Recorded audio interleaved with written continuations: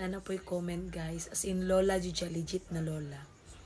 So ang sabi niya dito, hala ka bastos ni mo day, nagkaon ka pa, di san ikaw pa magbuot-buot pangdala daw imo gid gasto.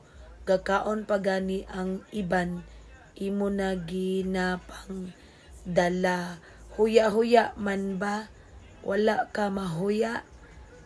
Kaayo man sag hitsura mo tani, pero sus lagid sag nagsaway sa imo.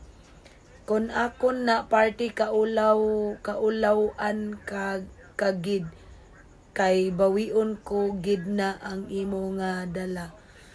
Wa ay ko gali kasabot sa imong ga comment.